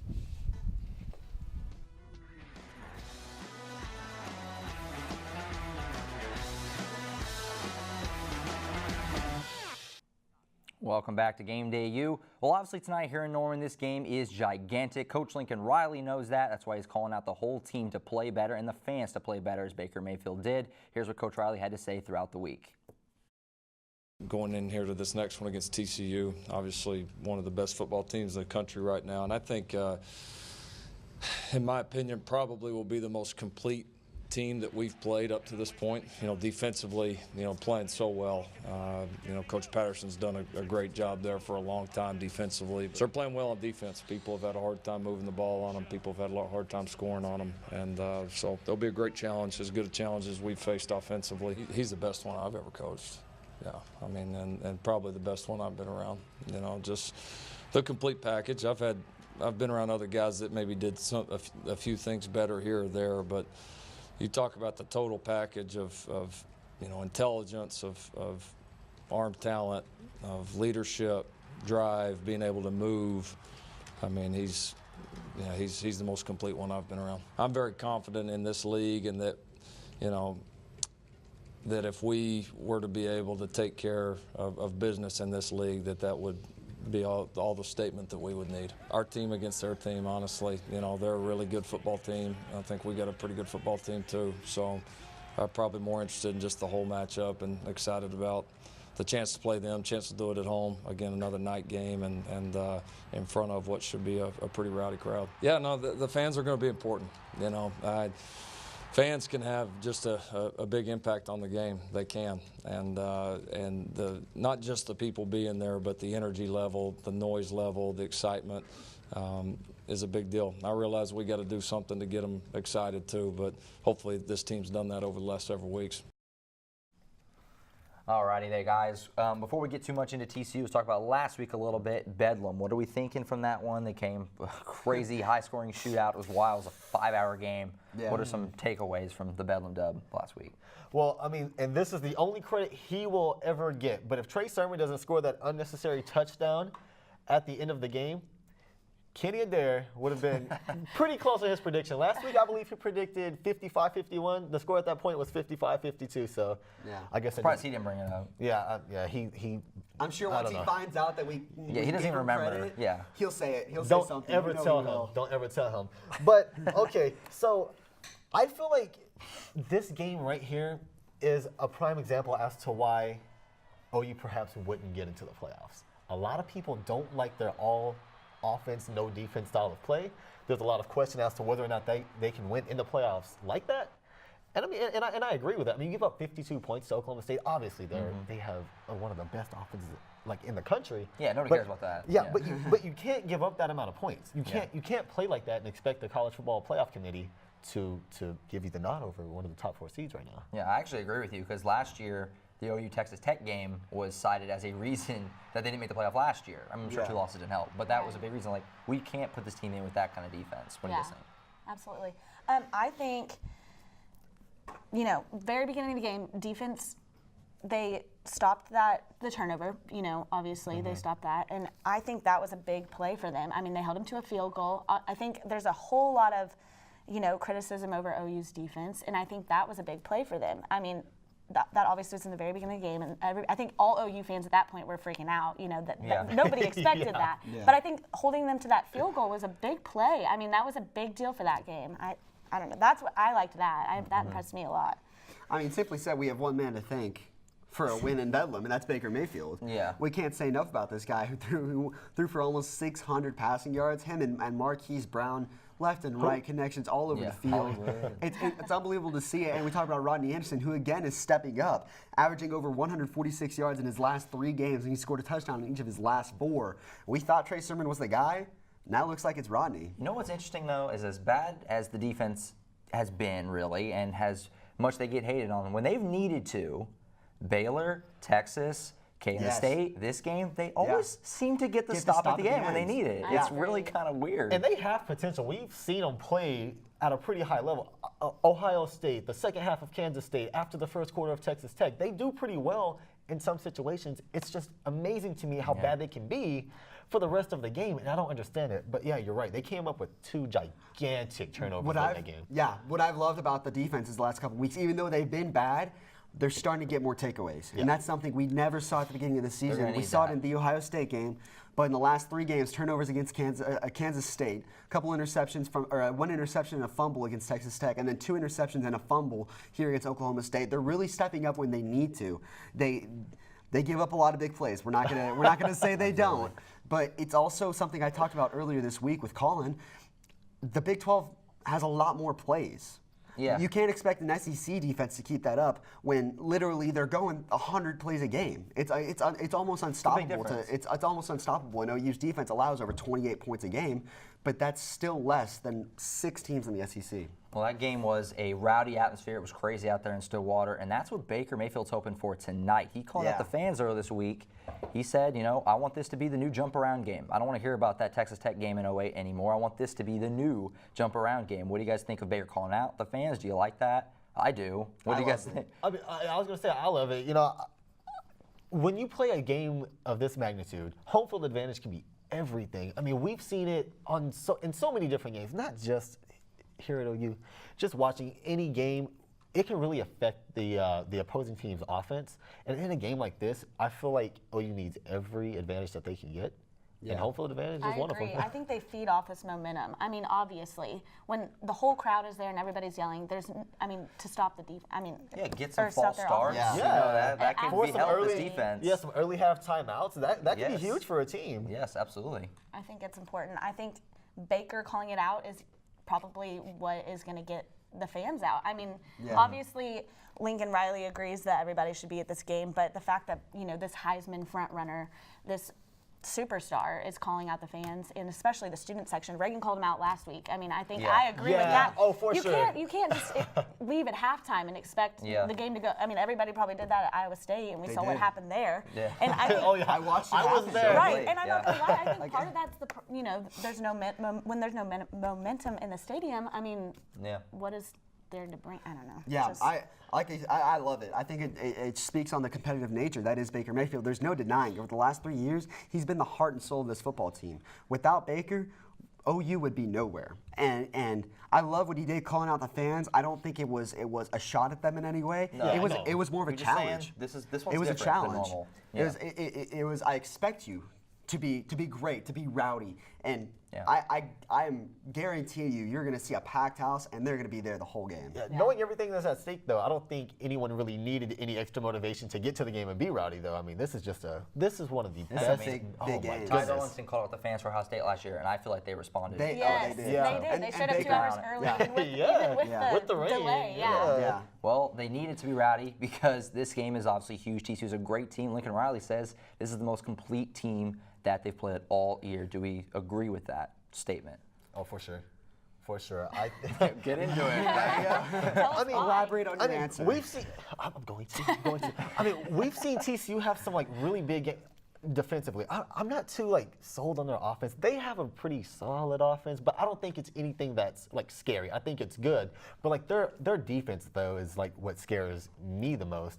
I mean, we saw how they played against. They went into Stillwater earlier in the year and dominated Oklahoma State. The final score was a lot closer than what it looked like. Yeah. But I mean, they just completely shut out Oklahoma State, and maybe OU's only thing they have going for them is offense, and that's TCU's strength. So that could be a huge thing to watch for in tonight's game. Right. I think OU's offense is going to take this. I think even though TCU, yes, is number 6 in defense right now in the nation, I think OU's offense is better than TCU's defense at this point. And I think what also makes this game really exciting is both of their losses are Iowa State. So this is a huge game. I mean, I'm excited to see what happens here. Yeah, I the agree. Iowa State Bowl. Yeah, I think TCU's offense today will solely depend on how Kenny Hill does because they have weapons everywhere. They have that two-headed backfield of Darius Anderson and Kyle Hicks, guys like John Diar's, Cavante Turpin on the outsides, and Kenny Hill has shown that he can be consistent. That was his problem at A&M, and it was his problem his first year at TCU, but he's become the guy. And his senior year, he's going to want to have this. He's hoping for this big moment. We don't talk about that enough. He's been waiting for this all year long. And so it'll be interesting to see how that actually plays out. Their defense is they're all studs though. There's no debating But that. then we see him go and score 7 points against Iowa State. It's well, that's not a good offensive showing at all. Exactly. Still, overall, though, I think the key word here is complete. 6th in total defense and scoring defense, and they're 39th in total offense and 27th in scoring offense. So they are a balanced team. They can put up points. Great. They can put up points. Alrighty, guys. Well, we will be back later on the studio. The remote team. We're the studio team. The remote team will get into their OU preview of the game tonight. Stay with us, guys.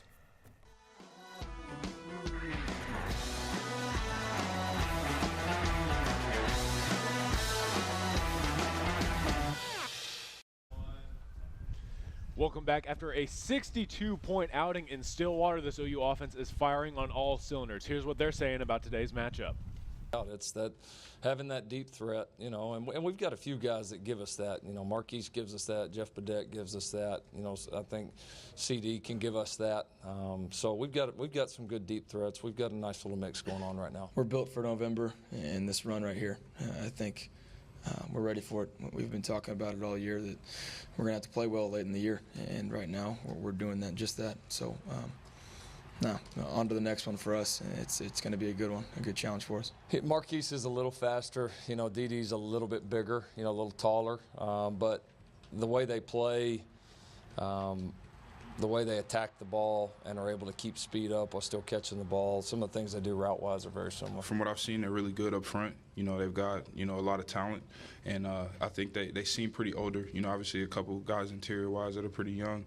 But, man, it's going to be a challenge, big challenge, just kind of like how it's been all year. And, we're going to have to step up and play one of our best games. For them, it starts up front. Their defensive line, they always have great players, and then they're well coached. It's just they're playing so well that they're given their secondary opportunities to make plays and play aggressive. It's tricky. You have to wear the defensive line down first and then go from there. But they play well. I mean, they're obviously well coached by Coach Patterson. He knows what he's doing on defense. So it's going to be a challenge for us, one that I'm looking forward to. Okay, so all right, we are back, and let's get right into it. TCU, Oklahoma, going to be fun. We're just a matter of hours away now. Gentlemen, let's get right into this thing. Let's talk about this OU offense. They are on fire, and Baker Mayfield specifically breaking the single-game passing record for the University of Oklahoma, 598 yards. Not bad. Yeah, definitely not bad. 387 in the first half. Also, 589 yards of total offense last week, another school record. He's been phenomenal. Since at least 1996, no FBS quarterback has thrown for as many yards with as few pass attempts last week as he did, 36, or completions, 24. Also set an FBS single game record with his 24.9 yards per completion. So last week, we saw peak Baker Mayfield, I think, except for those 2 interceptions. He's on a tear and is going to have another big game today. Another Heisman moment for this guy. I mean, to go into Stillwater against a team who was hyped up, ready to beat the Sooners, had a bad record over the history, had a good chance to win last week, and Baker came in and said, not so fast. Long game. I mean, just a shootout like we've seen many times between these two teams. Yeah. But, Baker Mayfield, another big game, but Marquise Brown. I mean, man. Spectacular day. I mean, Baker Mayfield broke the record for most passing yards. Marquise Brown, 265 yards through the air. I mean, just a huge day for him and those 2 scores. He's really turned into a deep threat for Baker, a guy who can really – he's the fastest guy on the team, a guy who's really turned into a big threat for this team. And I think Baker's #1 target right now. And, I mean, this team just showed the amount of offensive weapons they have. The defense, we'll get into that a little later on, was kind of the talk of how bad they were. But the offense is just firing on all cylinders right now. And that's going to be huge, especially today against a good TCU team. Yeah, Baker had a lot of pressure on him last week, not just with the fact that if they lose, their playoff contentions are over, but with the fact that he was going up against the second best quarterback in the country in Mason Rudolph. And so I think he realized I've got to put the ball in the end zone as much as I possibly can. And I think his wide receivers knew that too, because when we saw Marquise Brown take that 80-plus yarder on a slant route, just the something that they never really do. Kid. They never throw slant routes. Well, I think they tried to throw one in that in the first possession. I think he threw a pick. Was that a slant? If they want to get a first down, they'll throw a slant, but not for a touchdown. But when you have a guy like that, a slant for a touchdown is pretty promising. But Baker Mayfield, 598 yards, 5 touchdowns. The week before he had 5 touchdowns, and he said he didn't play well. I don't know what quarterback ever says that. How many touchdowns does he need to get before he says that he played well? Like I don't think it's ever enough for Baker. No, he wants to win a national title, and there's nothing else. And he's gonna change his mind. He's his biggest critic, and I think that helps him, but sometimes it hurts him because he puts so much pressure on him. But I think when he realizes I can play better, and you want a guy like who can say I can be better. I haven't reached my pinnacle yet, and so I love that about this kid. He always finds ways where he can improve, and that's what you want in not only a quarterback but in any type of player. Yeah. And so he's been in every week better and better. Almost 600 through the air, 5 TDs through the air, 6 total. Not a bad day, especially when you're trading punches with Mason Rudolph. Today he gets Kenny Hill. Let's see what happens here. It's going to be fun. It's going to be one heck of a shootout. If we get Kenny Trill, then Oklahoma's going to have a little bit of a tough trouble. time. If it's Kenny Hill, then they might be okay. Yeah. They might be okay. But let's move on, guys. You mentioned a little bit earlier, Marquise Brown breaks a single-game receiving record for Oklahoma, 265 yards on 9 catches. That's pretty impressive. It's just a big day for this little guy. I mean, he's the littlest guy probably on the team other than probably Najee. Hollywood. Najee Bassoon is very small. But, I mean, man, he's fast. Last year, D.D. Westbrook was the deep threat. Last year, OU's offense revolved around D.D. Westbrook. It wasn't a matter of if D.D. Westbrook would have a long touchdown. It was a matter of when it would happen. And now it's turning into, okay, what is Marquise Brown going to do in this game? I mean, he's having a great season so far, and he's really turned into a big threat for him. And to be playing at such a high level right now in the stretch of the season where it's probably the toughest. I mean, these are back-to-back games for this team. Oklahoma State and TCU, probably the 2 best teams they'll play in the Big 12. And to have a guy who's playing at a high level like that, to go into Stillwater and silence the crowd and play the way he did is going to be huge for this team moving forward. I remember hearing the crowd just go berserk, and then he took that slant route to the house and complete silence. A pin drop. And I think Marquise took a piece of work out of. Sorry, I forgot who I was talking about. Sorry, Sterling Shepard's playbook, and I know I was remembering. The route running is very similar. And that's it. The king of route runners. And D.D. Westbrook as well. He took a piece out of their playbook and said, "I'm fast. Okay, that's cool. I've got great hands. I can go get the ball, but my route running is what's going to set me apart from everybody else." That's what D.D. Westbrook did. That's what Sterling Shepard did. Sterling did better than anybody. Yeah, he did. And that's what makes you a great wide. That's what separates good wide receivers from great wide receivers, and that's what makes you unstoppable to any cornerback. It doesn't matter what size you are. If you can be a great route runner and get open, And you see he's open all the time now because his routes are so good and he's so fast with it and explosive. It's hard to know where he's going to go and what he's going to do. He averaged 30 yards a catch, had 9 catches on Saturday. Averaged 30 yards a catch. That's insane. I've never seen anything like that. Had an 84-yard touchdown reception. Hit the second the second of at least 80 yards this season for him. And he's the only Sooner to ever record 2 receptions of at least 80 yards in his career. If that doesn't say anything, and he's only been playing here for what, 9, 10 games? Yeah. That's insane. He's good. All right, well, let's move on to the final topic of the offense, guys. Rodney Anderson, 111 yards, another step-up performance. Pretty big stuff from the running back. He's stepping up again, Kenny. I told you he was going to be my favorite running back this year. He's good.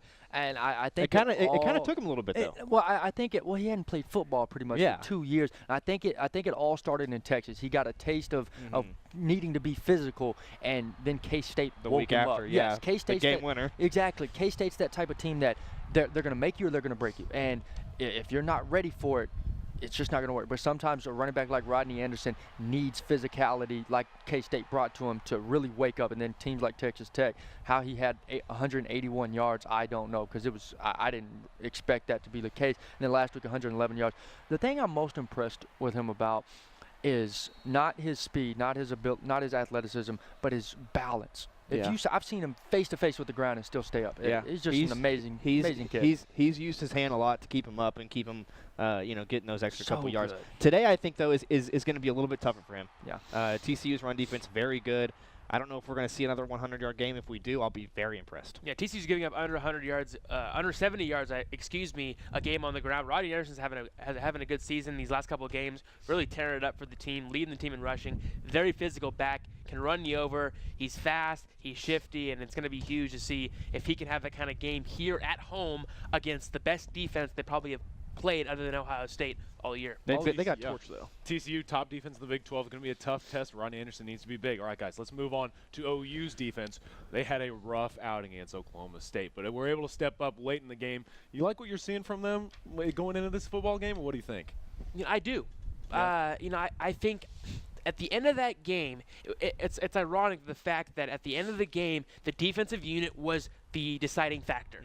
They were torched all game. And I want to get into this for a second. I'll make it quick, but if you play in the Big 12, you play the best offenses in the country. Yes. You are having 17, 18 possessions each on offense per game.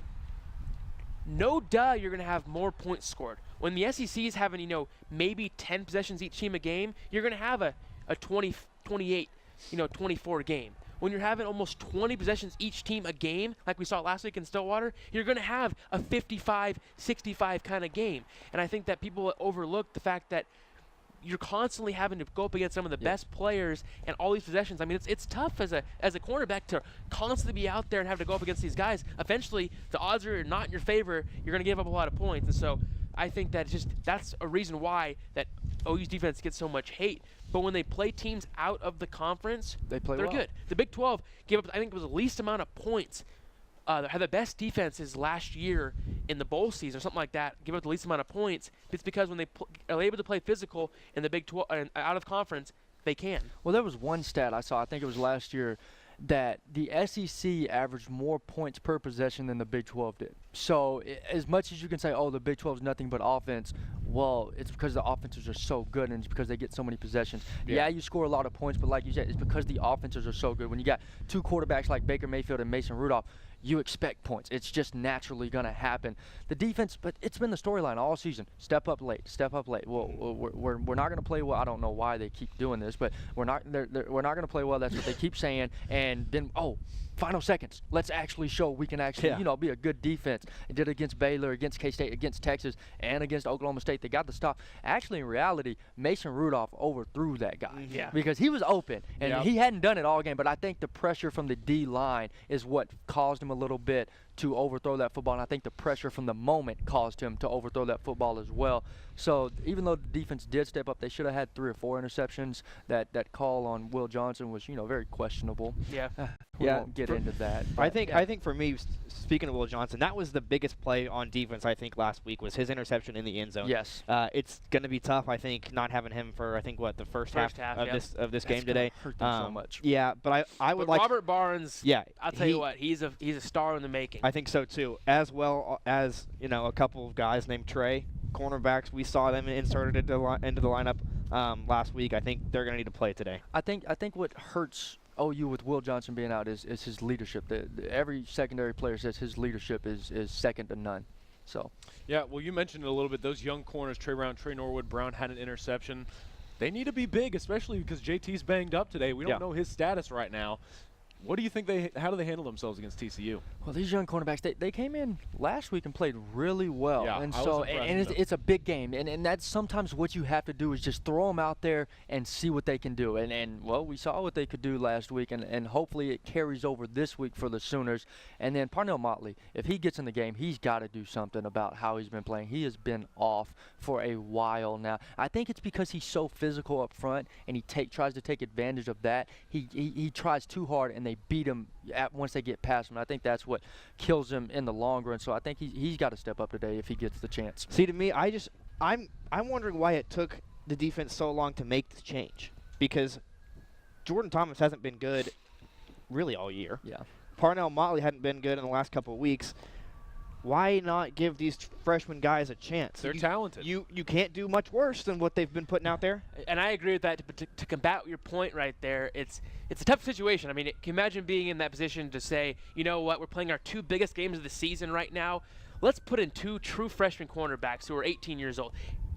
Yes, you can't play much worse, but also you have that experience factor. I think Parnell Motley and Jordan Thomas have been there. They've had success at times, and so but when they put them in, they played well. And so now I'm at the point where, okay, now I see. What's hurt the secondary the most, I think, is the reason why this has been going so badly. There has been no competition in the secondary because Jordan Parker got hurt in that first game. So then instead of having three guys competing for two spots, you had two guys who were the most experienced, who had the two spots locked up. Jordan Thomas has been there for 4 years now. He has it locked up. When there's no competition at a position, the play level just goes down. I mean, it happens. I mean, you get you get complacent. You have your job locked up, and if no one's pushing you, you see what happens. So, all right, guys, last one. Neville Gallimore back, the big Canadian, going to help them out against TCU. They got to apply pressure on Kenny Hill. How much does that help them today? I think it helps them a lot. Obviously, in the last couple weeks he's been out. DJ Ward has been huge off the edge, but having that presence inside, I think is going to be huge. Getting getting pressure on Kenny Hill. That's going to give a lot of pressure off whoever plays cornerback, whether it's JT or Parnell Motley or the Treys. That's going to relieve a lot of pressure off them. So I think Neville Gallimore back today. Yeah, this front seven's been kind of the bright spot of this team. Getting pressure on the quarterback's kind of been a bright spot. Obo getting on the quarterback, but having Neville Gallimore in there to create havoc in the middle of that line is going to be huge for this team. You have to get to Kenny Hill if you want a chance in this game. You have to help your secondary out, a secondary who could have two true freshman starters. Yeah, after seeing this D-line all season with Obo, Gallimore, DJ Ward, and then Kenneth Mann as well, I mean, it's a scary defensive line, and then their linebackers are some of the most athletic linebackers in the country. So I think having him back really helps not only the pressure with the young quarterbacks, but the pressure with having Will Johnson out for the first half. I think if they are able to get pressure on Kenny Hill early, it's going to help the secondary out a lot. So I think that's what Neville Gallimore helps the Sooners do. All right, well, we're going to go ahead and wrap up. But when we come back, the studio team will have their final segment. Stick around for it.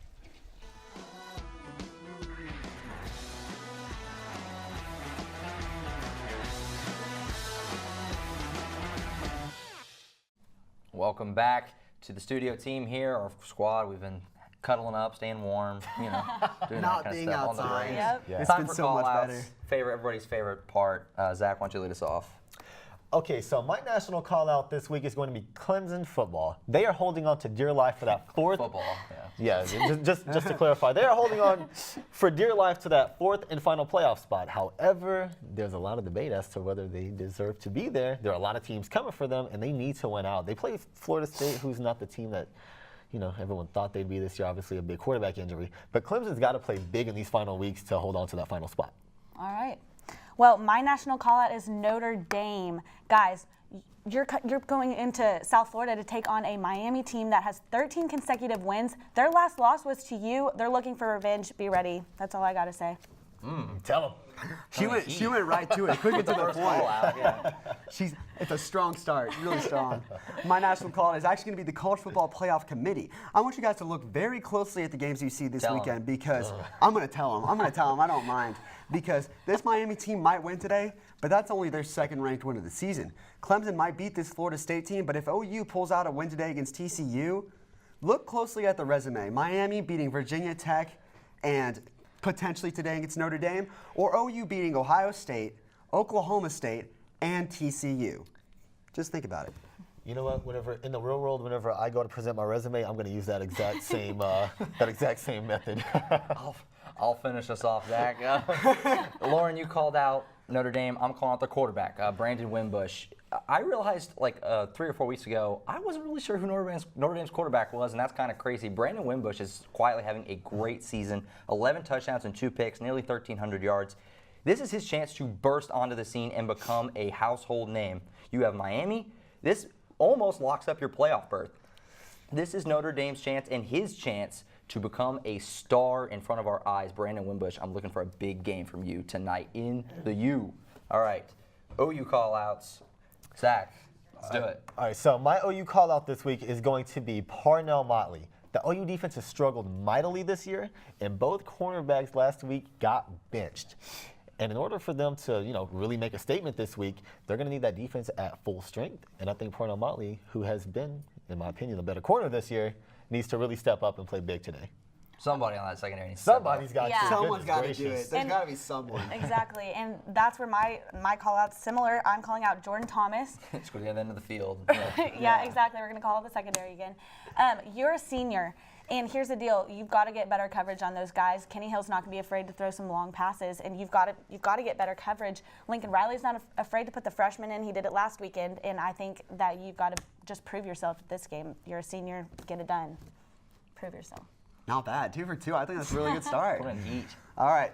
I'm going to stick on the defensive side of the ball. My call-out is going to be the guy who's playing today, who's missed a couple games that the guys talked about earlier, Neville Gallimore. I'm looking for a big game out of you. This rush defense needs you. They've allowed over 200 yards on average the last 3 games, including a big game from Justice Hill, and it's not going to get any better. Kyle Hicks can run the ball. Kevontae Turpin can run the ball as a wide receiver. Darius Anderson, Kenny Hill, the quarterback, can run.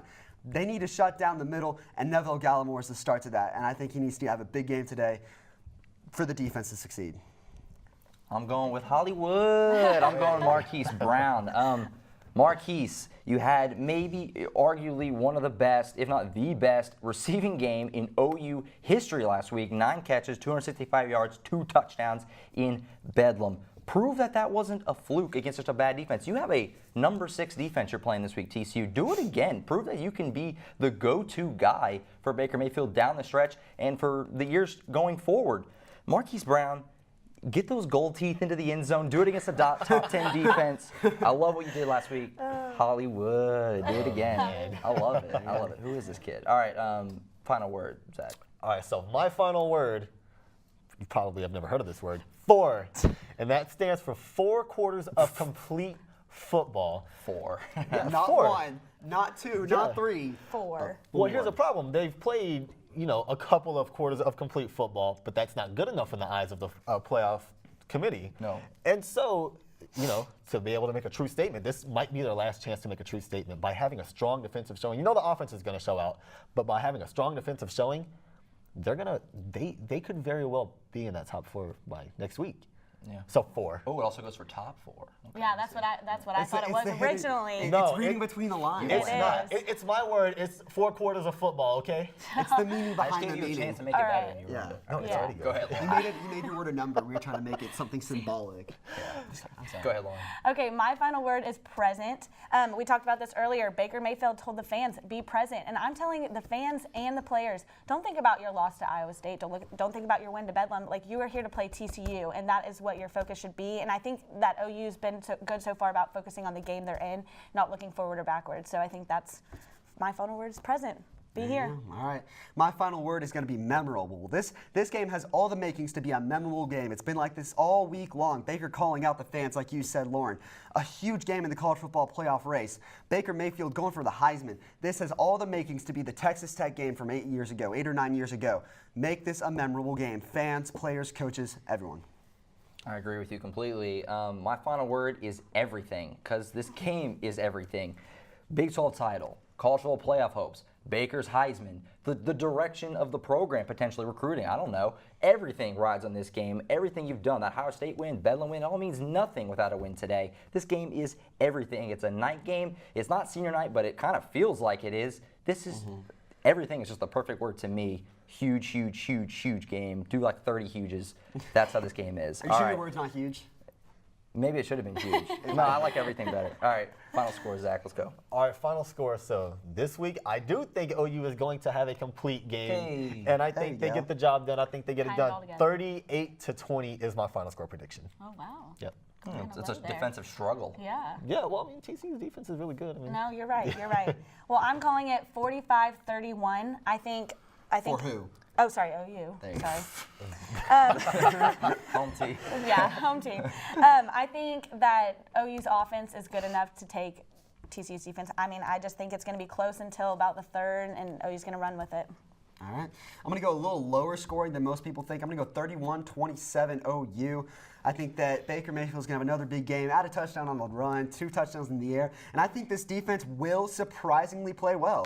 I think that this is the game they've been waiting for to really make that statement. I think this will be the best game they've played on defense since the Ohio State game. Awesome. I'm going to go 48-34 Oklahoma. I think the crowd is going to be great. I think they're really going to respond to Baker calling them out this week. I think they're going to jump on them early, get that early. TCU will battle back, make it competitive, middle third, and Baker Mayfield and the run game, kind of like Texas Tech, will seal the deal late in this game. All right, guys. It was a lot of fun. I enjoyed it. Yeah, it's going to be a great game tonight. We're looking forward to it. Yes, absolutely. That's all for us. The remotes team, Colin and the guys, will do their call-outs, their scores. I'm sure one of them have something crazy to say. They usually do. Why not? But thank you guys so much for watching, and stick with us. We want to see the guys outside what they have to say as well. Thanks, guys.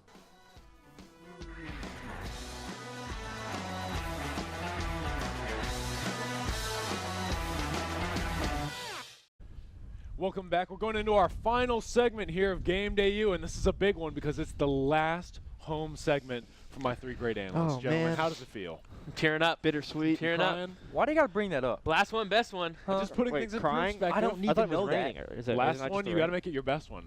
If you give me some crap today, Yeah, I'm if pretty you upset. if you have some I just felt some like poor you wanted call-outs. to say another I said, word. yeah, I almost there, but let's get right into Let's it. get to gentlemen. It was going to be your last one. All right, call-outs, final word score predictions. Let's start with a national call-out. Carson, what do you got? I'm going to go Heisman contenders. I don't know where they've gone the past couple of weeks, whether it's Saquon Barkley, JT Barrett. I mean, yesterday Bryce Love had a good game. But for the most part, this is Baker Mayfield's show, and I think he's going to go out and prove it today. But other Heisman contenders, give us as college football fans and as media some entertaining, things to talk about. I want a close Heisman race. And we're not getting that right now. It's Baker Mayfield's, and he's running away with it. A win today, and it's his. It's funny, at this time of year, every year, we always have that Heisman segment about who's our top 4 for the Heisman. Baker. We can't even do it. But anyways, I'm going to call it Miami. There's been a lot of talk this week or this show about Miami and how they've given up won by 18 points. It was combined 4 games. This is kind of their game to lose. I mean, they're undefeated right now, 7 in the country. Knock off Notre Dame at home in a rivalry game like this. You set yourself up for a top 4 spot, I think, without a doubt.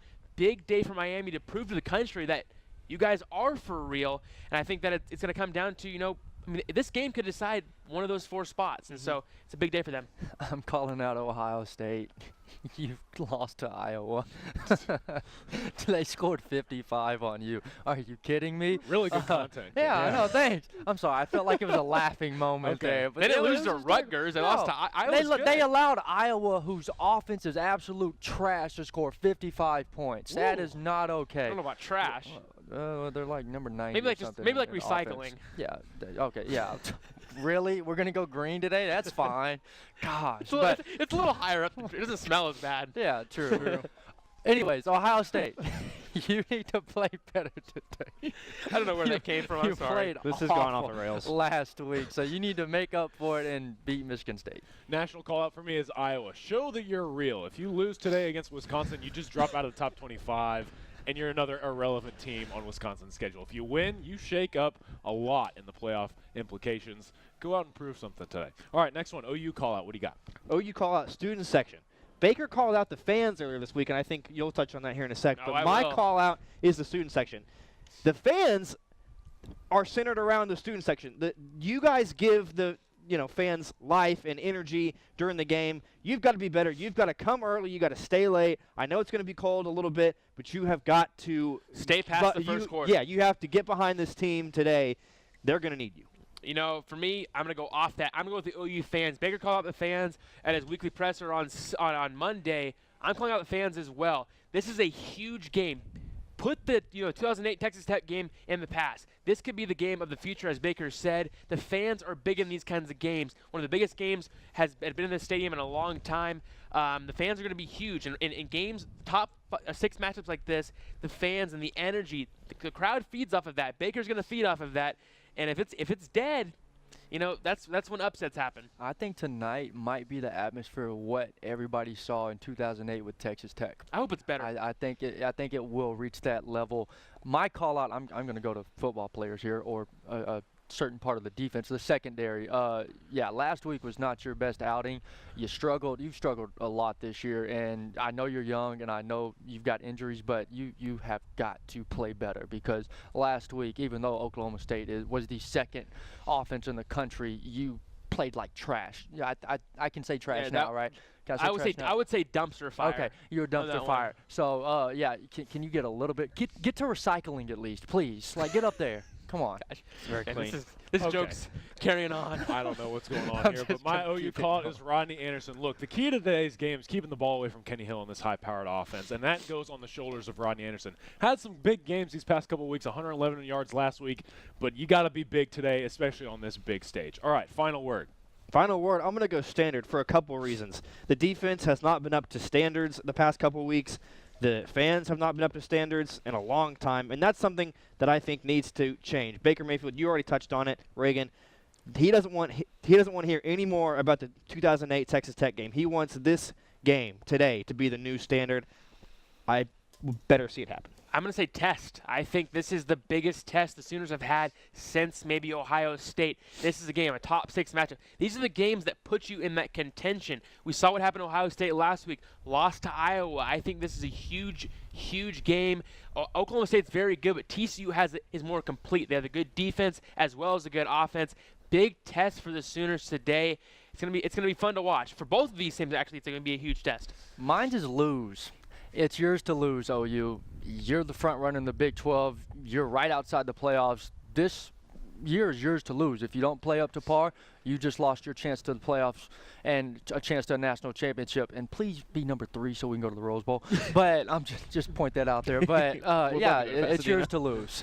Mine is energy. Look, the number one way you have an advantage in this game today is if you bring the energy and the passion that you have to have on a stage like this. TCU's going to be ready. They're one of the toughest teams of the season for Oklahoma. This crowd and this football team needs to have passion filling the stadium in order to have a true advantage. All right, score predictions. I'm going to go OU 48, TCU 42. I think obviously TCU's defense is very good, maybe the best OU's faced all year, but TCU hasn't and will not face an offense like Oklahoma. So OU is going to get some points on the board, as is TCU, I think, because OU's defense just is horrendous right now. But I do think OU pulls away.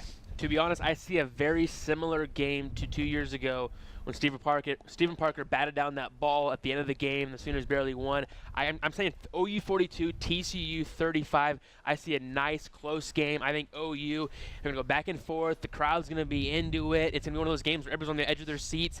And I think that at the end, Baker Mayfield, I've been saying, I'm a broken record. When the games that matter most are there, he elevates his level of play. And in the times that matter most, he elevates his play. I think at the end of this game, he's going to, stand out. and they're going to win this game. And I think he's going to do just that, and that's why I'm saying it's going to be 52-38. I have a lot of pride in this offense because it's a really good offense. Yeah, I said last week they were going to hang a TCU's century a good up. defense. And Baker Mayfield's the best quarterback we've seen at OU, period. That's my vote statement I today. agree. I think it's 52-38. I think OU's offense is going to explode on TCU this I've got night. 45-38. I think this one's going to be fun, guys. I think it's going to be a little bit of a nail-biter. Sooners might pull away late, but expect some fireworks in this ball game. Well, that's going to do it for us out here. Man, our last home segment for you guys. Stop bringing it up. Get ready because it's going to be fun. But now we're going to go ahead and wrap it up. Thanks again for watching. We'll be live in Lawrence, Kansas next week. Not going to want to miss it. You may probably want to miss the game. Might not be too much fun. We'll go ahead and tune in to Game Day U next week. Hey, go enjoy some football today. Have some fun. Let's do it. Out. Wait, what were we all doing? I don't know what we're doing. Dude, the wind helped.